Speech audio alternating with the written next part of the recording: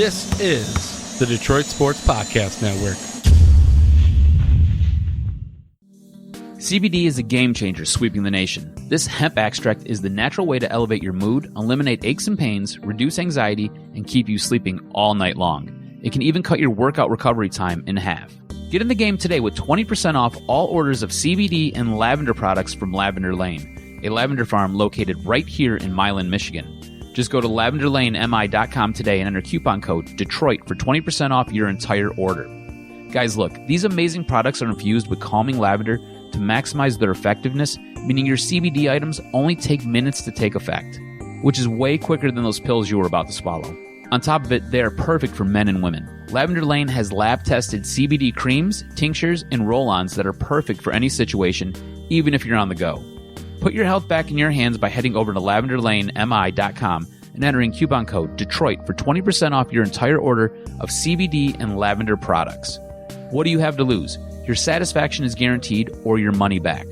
So if you need lavender gifts for your loved ones or just looking for the natural way to ease your discomfort with CBD, go to lavenderlanemi.com and use coupon code DETROIT to unlock these miraculous benefits of CBD and lavender.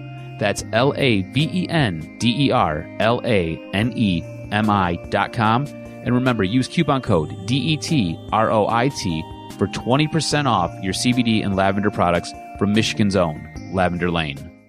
Welcome to the Monday Mashup. If you can believe it or not, it is already October 21st. I know that seems bleak, but that's the way it is. It's late fall, it's cold, things are happening. We didn't have to watch Michigan State lose this week. All is well with the world except for, Lions fans. So that's just regular. As you could tell by now, I'm not Shea, I'm Kevin McCann. Shea actually got married this weekend, so big shout out to him. Congrats on taking a life step and making us all who have not taken that step feel bad about ourselves. Way to go, but in all seriousness, congrats. We got a lot to talk about. We're going to do it pretty quick because it's a one-man show. We'll fly through the NFL. We'll talk some college football. Next week's a big week.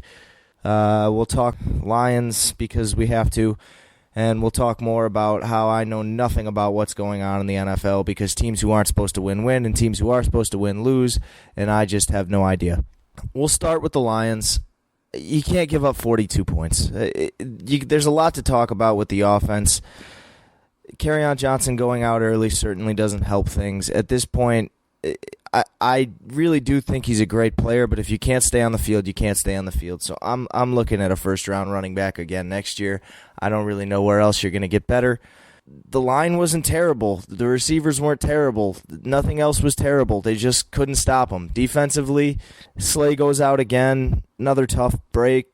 Other than that, it's just over and over again. They make Kirk Cousins look really, really good. And 24 for 34 is pretty damn good. 337 and 4 touchdowns. He didn't get sacked all game. They got to get a pass rush. And I know they're out there talking about we're going to get whoever, but he's not here yet, and the trade deadline's a week away. So make a move, get a pass rush, or I don't know what else you're going to do.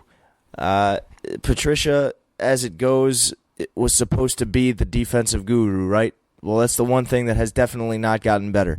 I'll give Darrell Bevell credit. I'll give the Lions offense credit. There were times where it didn't look great, but, there were times when it was rolling. They looked really good. They looked like they could go out and win this game, and the defense just couldn't keep them in it. At the end of the day, you got to win in 3 phases, and they took 3 points off the board early. I know they lost by 12, but a false start penalty on a field goal. It's little things like that where you got to win in 3 phases, and they're certainly not doing it on the defensive end. I don't want to spend too much time on the Lions because I think they just got beat by a team that came in and beat them today. There's not much else to say about the game. There's not a bunch of little things. They didn't get screwed by the refs. It's just they got beat by a team that came in, had them out-schemed, and out-executed them. That's really all it is. They lose Adam Thielen after one catch. It's a touchdown, but after one big play, and they still go out and beat you. So Cousins was brilliant. Stephon Diggs was brilliant. That defense was brilliant. Eric Kendricks is one of the most underrated linebackers in the league. Anthony Barr's still dirty, in case you were wondering. And other than that, it was a good old-fashioned NFC North game. Not at all. It was a shootout, and somehow Minnesota is continuing to out-shootout teams when they were nothing but a running team up until week 5. But it is what it is. Want to stay in the NFC North for a second and talk about Aaron Rodgers being just unbelievable. I don't know if he's ever had one before off the top of my head. I don't think he had, but a perfect passer rating today. 25 for 31, 429, and 5 touchdowns. I mean, I get no Devontae Adams. Like, no Devontae Adams. No anybody, really. Jimmy Graham, I guess, Valdez-Scantling. Like, these guys aren't guys. Like, these aren't guys who he should go out and be able to be 25 for 31 against. And I know they're playing the Raiders, but the Raiders have beaten good teams this year, beaten good defenses, and have stopped decent offenses. But Aaron Rodgers today was utterly brilliant. Like, Brady is the GOAT for a career, but I don't know if anybody's ever been more talented than Aaron Rodgers playing quarterback. He was utterly untouchable today. He was sacked once, but I mean, unbelievable the protection he got and what he was able to do, just dotting I's out there. Unbelievable, dime after dime. And I mean, the Packers are 6-1. They probably shouldn't be. They obviously should have lost on Monday night, but the refs gifted them a win. Give him credit. Also, they executed down the stretch. You have to give him credit for it. And Aaron Rodgers continues to be Aaron Rodgers. And you see it today. The guy's just unbelievable. So give him a lot of credit. And the Packers have taken control now, I guess, in the NFC North. If you really think about it, the Bears looked ugly today, and that's where we're going next. But to stick with the Packers real quick, I mean, they've beaten teams they're supposed to beat, and they're doing what they're supposed to do. Matt LaFleur has answered a lot of questions. Aaron Rodgers with a perfect passer rating, I think, answers any questions that were left. I think the Packers look like the favorite in the North, and the Vikings today made another statement, and the Bears, we'll get to them right now, made a statement, basically the polar opposite of what the Vikings did today. The Bears are pretty awful. They got some garbage time points, and they got some garbage time yards and some plays that make Mitch Trubisky's day, if you just look at the numbers, look somewhat decent. It wasn't. It was horrid, putrid, awful, any other adjective you want to describe bad. It was bad, and he was bad. And I know he's not playing 100%, but when he was 100%, he was just as bad. And the Saints mocking Tariq Cohen's height, while unbelievably comical, was about the least of the worries for the Bears all day. I mean, the biggest play of the game comes on a kick return touchdown, and other than that, they go the next basically 3 quarters without scoring, and then late in the fourth quarter, they get some points. I mean, they got a field goal, but scoring a touchdown. Late in the fourth quarter, they got another one late, and that was it. I think they had a couple in the fourth quarter, actually. But either way, they were entirely outplayed, out-executed by a far superior team. Teddy Bridgewater is 5-0 as a starter. I don't know why you would rush Drew Brees back. In my very humble opinion, I think Teddy Bridgewater, for what you're asking him to do, is going to be just as effective for what you want to do, the way you want to win in New Orleans. And, I mean, you got a bye week coming up. I definitely wouldn't rush him back next week for Arizona. That doesn't seem to make a whole lot of sense on why you would rush him back. You have week 9 off. And then you got Atlanta in week 10, who we saw Matt Ryan go down today. Who knows what that's going to be. They're awful. Why rush him back then either? Maybe bring him back after you play in Tampa. There's really just no rush to bring him back. You're scheduled the rest of the year, minus a trip to San Francisco coming in to play you is not terribly difficult. You got Indianapolis on the schedule, and they look to be, I don't know, some weeks beating Kansas City and beating Houston, and other weeks losing to the Raiders. I don't really understand a whole lot of what's going on in Indianapolis, but they look pretty good. Eric Ebron had the catch of the year. Funny, he can actually catch. Who knew? But I really wouldn't rush Drew Brees back. The Saints absolutely dominated the Bears again today. Just an absolutely dominating win. I just said it. Yeah, there it is. I want to jump over to Seattle because, to me, this was the game where I thought Seattle would go out and prove to everyone that Baltimore was a fraud and they're very for real and can challenge San Francisco in the West. And that really didn't happen at all. Lamar Jackson is, with Mahomes going out, I think you have to say right up there as an MVP candidate, despite being 9 for 20 today with no touchdowns. He carried it 14 times. He had 116 yards and a touchdown on the ground. And watching him run is like watching a cross between Michael Vick and Barry Sanders, but not the best of both of them, just parts of both of them that makes something that's really amazing. As a quarterback that's that shifty and that fast and that difficult to bring down in the open field, I haven't seen something like that at that size ever. Michael Vick was not that size. So there's a lot to him for me. A 9 for 20 for a $143 day doesn't seem like it should be something that is that revered. but what he did on the ground, what he did controlling the game, controlling the ball was outstanding. And it seems crazy in a day that Russell Wilson did okay. I mean, he wasn't great, but he was okay. He got completely outplayed by a guy who went 9 for 20. I mean, that's not something that happens to Russell Wilson very often. And they couldn't run the football either. That's the main part. When Chris Carson gets it 21 times and can't get more than 3 yards a clip, I mean, he goes for 65 yards. His longest run of the day was 9 yards. You got to get something going on the ground in Seattle. Everybody knows that. They want to run the ball, and give Baltimore a lot of credit. Give Earl Thomas a lot of credit because I'm sure he had a lot to do with it. And I was really, really surprised by Baltimore today. I thought Baltimore was a fraud. I thought Baltimore was done. I thought they would fall down to 4-3 and be an average team in a really bad division that might sneak into the playoffs. But no, they look like they're good, and they look like they're going to hold control of the North. Despite losing to Cleveland at home, they're back in control, first in the AFC North. So I give Baltimore a lot of credit. Another game that baffled me today, and I'm not going to spend too much time on it because it was a torrential downpour the entire game, but it's San Francisco and Washington. I mean, 3 Robbie Gould field goals, and that's all you get scoring-wise. It's like a Big Ten game in Washington. So you can't really look at a whole lot when it's raining that much. Jimmy Garoppolo was like 12 for 20 or something, like 12 for 21, and just over $150. Case Keenum was 9 for 12 for 77 yards. I mean, there's just no aspect of being able to throw the ball in that game. And it's just ugly, ugly football. But the Niners are 6-0, and they're a wagon in the NFC West. And with Seattle losing today, I know LA got back on track, but that's a bad Atlanta team. We're not even going to talk about that game because there's nothing to learn from it because Atlanta's just bad, and they're not playing for their coach. Their coach needs to go. A couple other just quick jumps around the NFL. Indianapolis beating Houston. I touched on it for a second, but, I mean, wow. Deshaun Watson has games where he looks amazing, and he has games where he looks very human and only has moments in those games where he looks amazing because there still are those times. But Jacoby Brissett, the guy, shout out to Jupiter High School, Dwyer High School, Jacoby Brissett, 26 for 39 for 326 and 4 touchdowns today. I mean, the guy, like, that's not something you're like, this is a guy who 2 weeks ago in Kansas City barely throws the ball at all. They keep it on the ground. They run the ball, and this week he drops back 39 times and throws 326 and 4 touchdowns, including, again, the catch of the year to Eric Ebron. Zach Pascal, also very, very good player. Didn't know anything about him till today. Very, very good. Went to the fantasy waiver, could not get him. So clearly I'm behind the 8 ball on that one.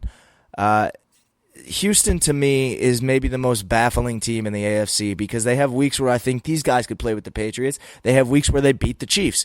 And then they have weeks where they just lay an egg on the road, and I don't really understand. I don't think Indianapolis is that great of a football team. I know they're good, but I don't think they're that good. But they showed a lot of dynamic ability today because I definitely didn't think they could beat a Houston team having Jacoby Brissett drop back 39 times and try and win them a ball game, throw 4 touchdowns. But that's what they did, and I give them a lot of credit for it. One more quick one, the battle of the rookie quarterbacks. Another one, not a torrential downpour, but rain all game long. Didn't have quite the same effect because Kyler Murray dropped back 21 times, but throw for 104 yards. Daniel Jones, I guess just a little bit, is basically like double that, 223, but it's basically the same game. He just dropped back 10 more times. Neither one of them was impressive. Saquon Barkley going for 72 yards on 18 carries is very impressive when you factor in that he clearly is not ready to come back from that high ankle sprain, but he knows, what else am I going to do? We got nothing left if I don't come back. So give him a lot of credit. Hell of a game for him, a touchdown coming back in a week from injury when he definitely should not be back yet. Other than that, I don't think you learned a whole lot from that game. Also, Phillip Rivers going down late in the fourth quarter, trying to win a game, and ultimately coming up short. It's got to feel like deja vu for the Charger fan every week because, again, there's only one fan, but he's got to have deja vu every single week of Phillip Rivers just giving a futile effort in the fourth quarter and losing to a quarterback that he is definitely better than. Oh, my God, Ryan Tannehill won a game in 2019. Last one, Philly and Dallas. I expected a heck of a lot better effort from the Philadelphia Eagles. A quick turnover and being down 14-0 before you blink is a tough way to start the game, especially when you take the ball on the kickoff. Carson Wentz, not great. I've never been on the Carson Wentz train. I'm not a Carson Wentz guy. tonight confirmed a lot, but I'm also not a Dak Prescott guy, and he had a good game, so take with that what you will. It's still in the fourth quarter right now. It's 30-10 with about 11 minutes to go, and Dallas just got the ball after another Carson Wentz fumble. So another tough look, but that's our NFL wrap-up for the week. A little bit really quickly more on the Lions. I don't think the answer is going to be we have to move on from Stafford because all the numbers are just late we threw it. He gets these numbers, and we get these wins late, but we never get the wins. It's not about Stafford right now. This is not a Matt Stafford issue. The defense has to do better than 42 points. And I'm only hitting on this again because I know how much you guys love the Lions talk. But they have to do better than 42 points. And Kirk Cousins, I know he's rolling in 3 straight weeks. They've got it going. But you lose Thielen that early, and you still let Dalvin Cook run all over you. You still let them control you in the play-action game. They just really had that going all game long. And give him credit because at halftime, Mike Zimmer went in and he out-schemed whatever the hell Matt Patricia was going to try to throw at them or Darrell Bever was going to try to throw at them, and that's a defensive genius versus defensive genius, apparently, in Matt Patricia. I don't know how much defensive genius has been going on in Patricia and Allen Park for the last couple of years, but it is what it is. Mike Zimmer went in, and Mike Zimmer played chess while they were playing checkers, and he got pressure on Stafford in the second half. Kendricks did an unbelievable job picking out things over the middle. He seemed to be it every single time anyone converged on the ball. There was 54 in white, so give them a lot of credit. I'm going to move on to college football. We'll start with the Big Ten. Friday Night Lights. I didn't think Northwestern had a real shot, but 52-3 just confirms everything about Ohio State. That's really all I'm going to say about them. They're unbelievable. They're the best team in the Big Ten. Wisconsin. Oh, man. I mean, oh, man. You can't look past anybody. You just can't do it, especially on the road. It's a homecoming game, and they went in thinking, I don't know what the hell he was thinking. Shout out to Harry Doyle there. But either way, oh, my God. Oh, my God. Like, of all the teams to get just completely, I mean, they dominated the game. Like, they were better in every aspect. And then every time they biffed up, there was Illinois to capitalize on it. Brandon Peters. I mean, the guy all game long completed 9 passes. He was 9 for 21. We already had a reference to 9 for 20 game for the bunch. This is another guy. He had 9 throws. I swear to God, all 9 of them were the best throws he had. He only completed every time he made a great throw. Every other throw was awful. And the throw down the stretch, I mean, throw after throw. Good for him. Good for him. That's all I can say. I am utterly shell-shocked because Jack Cohen didn't really play that bad. Jonathan Taylor didn't really play that bad. They just lost the game. And that's really all. I just kept wondering. I was like, how did they lose this game? And in the end, they completely ruined their season because they're going to lose this week in the horseshoe. It's not going to be close. And then the season's over. And then we start talking about, is Iowa going to sneak in? Who's going to sneak into the Big Ten championship game if Wisconsin has 2 losses? What if they lose another one? Minnesota's still undefeated. Could they sneak in? Wisconsin blew the whole thing up. They put the whole thing on its head. That should have never happened. Ever. I still utterly shell-shocked on that game. Michigan and Penn State. We'll stay on this one for a minute. Okay, so obviously to start this game, you fall down big early. 21-0, and I really thought at that point, oh my God, they're going to go away. Like, this is it. They're going to fade off into the night, and this is going to be 38-7 with something late, and that's going to be it. I don't typically give teams like Michigan, who I feel haven't earned it, a lot of credit, but they really fought, and I didn't think they would fight. But they showed a lot of fight. They did not quit at all. That second quarter, they took a body blow. It's a 25-yard pass to KJ Hamler to make it a 21-0 game, and you can go away right there. You're on the road. It's a whiteout. It's a crazy environment. You're down 21-0. There's 7:22 to go in the second quarter, and you're thinking, "Holy crap! What did we get ourselves into? This is over." And they didn't. They had a good drive. They come down. Charbonnet punches it in. Charbonnet punches in another one. All of a sudden, it's 21-14. And again, they just go to KJ Hamler. I mean, KJ Hamler was the story all night. The kid from Pontiac, they kept referencing it. He was outstanding. He really was. Sean Clifford was outstanding. Penn State played a hell of a game at home. They executed. They did the things they need to do. I I don't want to say I was impressed with Shea Patterson in this game because that's definitely not the right word. There were definitely throws he left out there. I still think they probably have better quarterbacks on the bench, but Shea Patterson didn't lose this one. This one's not on Shea Patterson. They got punched in the face early, and Shea Patterson could have gone down and laid on the mat, and that could have been it. And he didn't. None of them did. And I give him credit. I don't think he's to blame for this loss. When you get punched like that early, it's just a team scripting something really, really good, and you couldn't fight all the way back. It is what it is. They got out to too big of a lead. I give Penn State a lot of credit. James Franklin continues to impress me every single week in and week out. They continue to do things that look really good on the field. He keeps bringing in quarterbacks. It's something that a lot of people will take for granted, but Tanner McSorley was a great quarterback, and I think Sean Clifford's a really good quarterback too, and I think he's going to be really good. You don't see that a lot in the Big Ten, where you lose a really good quarterback and you reload. It kind of only happens at Ohio State, and that's only because they get transfers. I think you got to give them a lot of credit at the quarterback position, what they do. I mean, they have a very balanced offense. Sean Clifford runs the ball well. He's great down the field. They throw the ball down the field. I'll give them a lot of credit. Penn State looks really good. I'm terrified of them for this week for the Spartans. I don't think it's going to be pretty. I do think the Michigan State defense has fight left in them. I really do think they'll come out and not let themselves get punched in the face. They'll counter. They'll do the things they need to do. The issue is going to be the offense.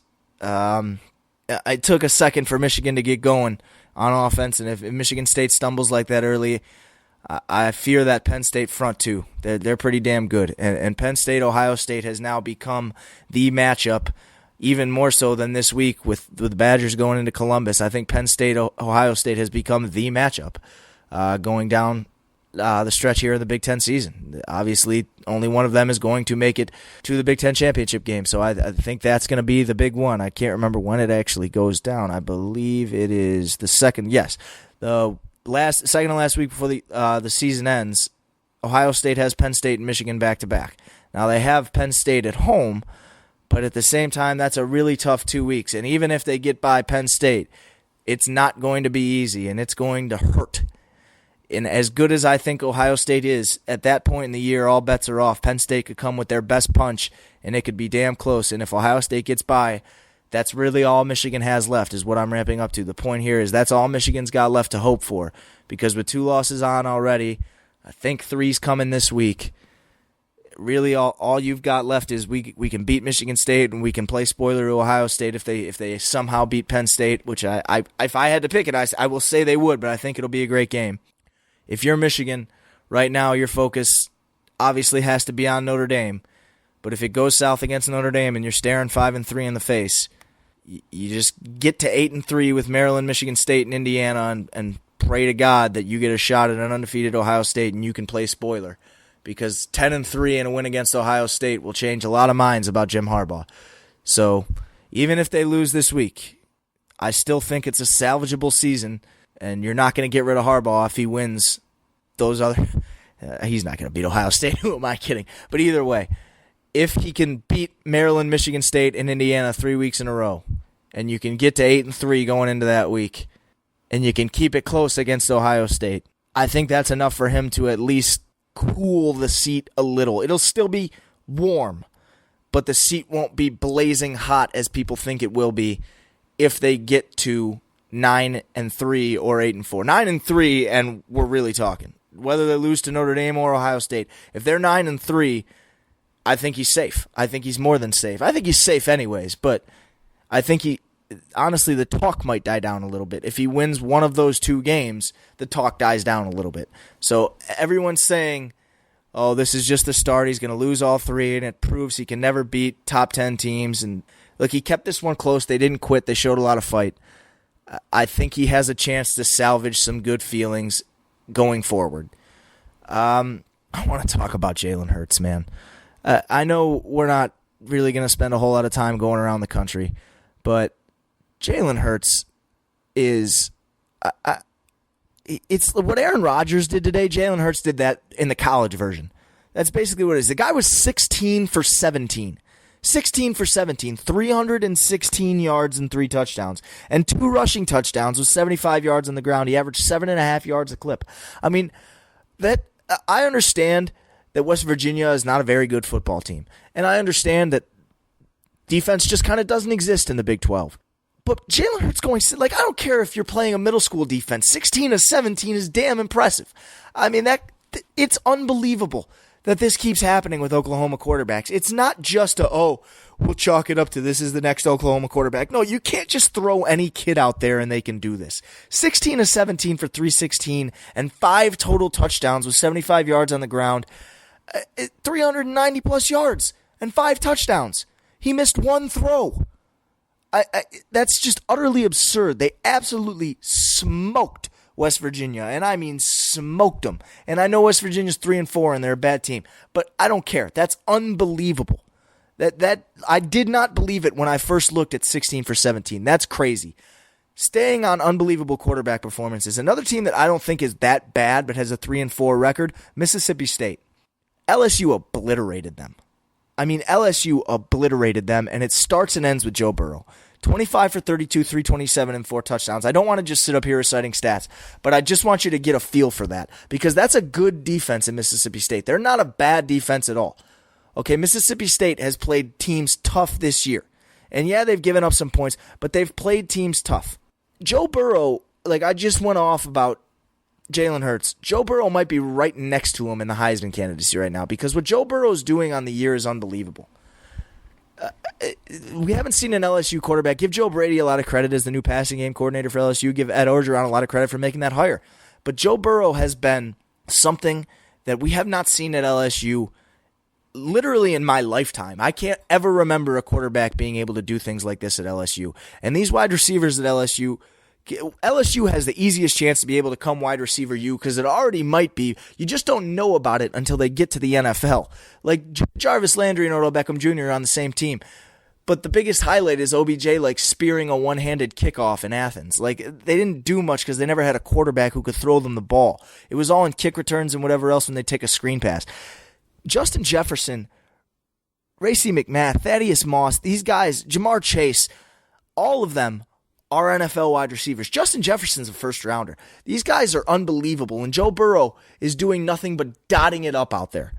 Week in and week out, LSU has to be the number 2 team in the country. I know they are in the AP poll, but they have to be the number 2 team in the country by all metrics.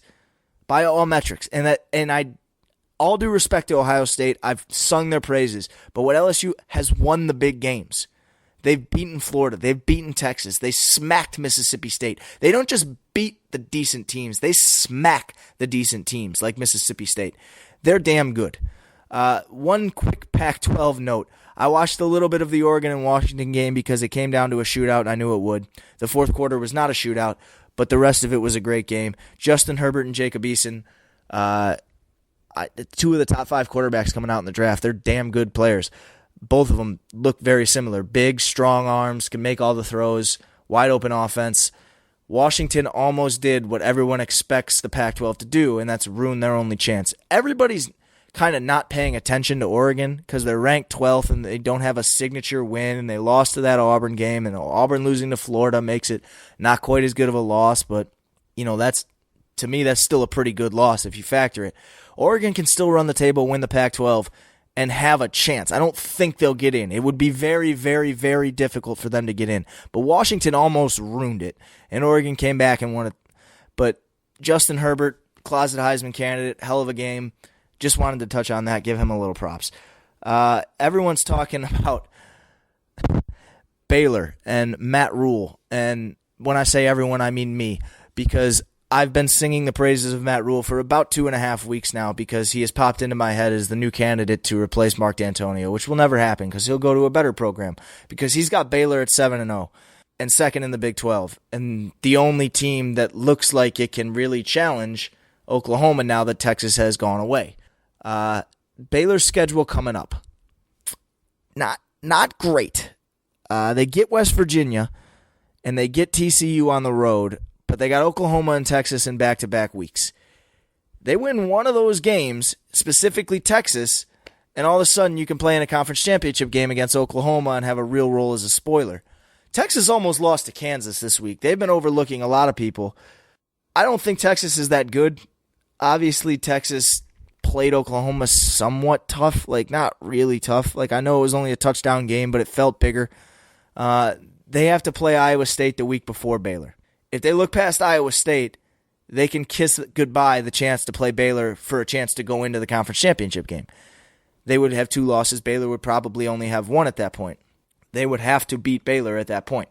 I still think Baylor is the second best team in the Big 12 at this point. I think Matt Rule is the closet candidate to replace pretty much every big-time coach that gets fired. I think Chip Kelly at UCLA being gone and Matt Rule going in makes a lot of sense.